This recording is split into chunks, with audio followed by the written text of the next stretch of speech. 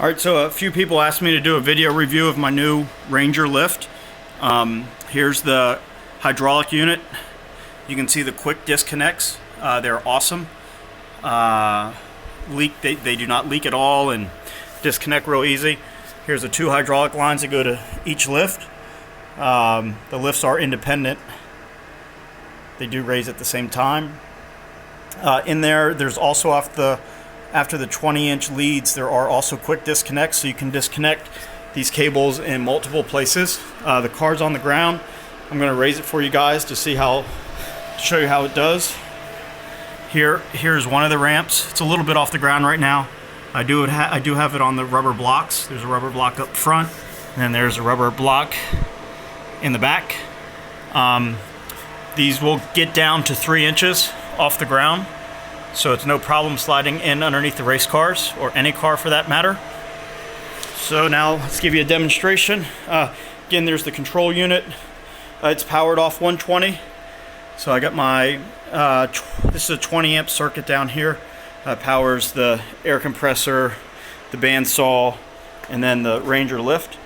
It comes with a nice lead. I just simply mounted a hook on the drywall, and then, it's got a nice long cable on it, nice sturdy controller.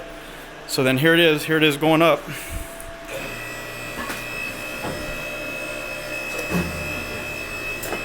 Oh, that fell on the steps.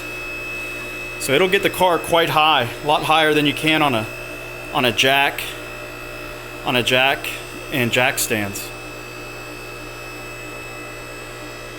All right, so will that take about 30 seconds, I guess? It's clearly up in the air. I think it raises it 22.5 inches. Then you come down here and you throw the safety lock. Oh, wow, it's gonna go up even further.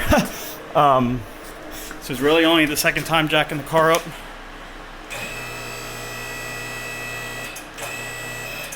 All right, let's try that.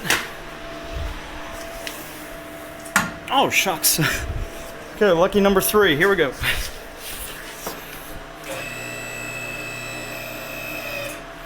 All right, that should do it. So then you lock these safety locks down, one on each side.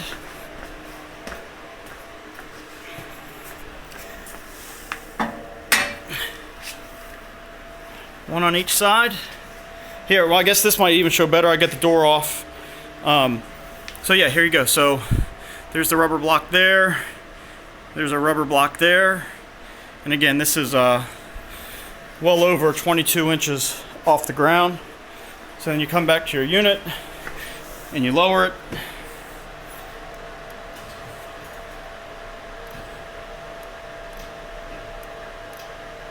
There. So that's how it works. Hopefully I'll get a little bit more quicker and efficient at it. So now you can see, obviously all the weights on that safety lock. The hydraulics aren't doing anything right now. So yeah, real happy with it. Wish I had a stool here, but you can see how high it is off the ground. It's awesome. So it's going to be great to work on front suspension, rear suspension. I've got some rear suspension work to do today. I do recommend safety first, and definitely doing a backup system. I'll come in here and I'll put jack stands underneath this rear axle. I'm going to work on the rear end today. I just like having a backup system when I'm under the car, So if it was just on jack stands, I take the tires off and I throw them under the frame rails just to have a backup system. Or I have a real nice gas tank area, and I'll just I'll drop tires behind that. So that's it. I like it. And then here's the new Harbor Freight compressor. The one thing I can add, how quiet it is. When I'm having music on in here, you can still hear the music while the compressor's on. That's the best way to describe it. So it's nice. It's a 29-gallon. This is all Harbor Freight stuff. That's the retractable thing. It's about $50. The retractable hose at Harbor Freight. I love it. This was $350 at Harbor Freight. It's nice, man. I really like it. You can see it has heavy-duty gauges. It has a name brand electrical motor on it. It's even American. So this is one of the nice pieces at Harbor Freight. and real happy with it. It's super quiet.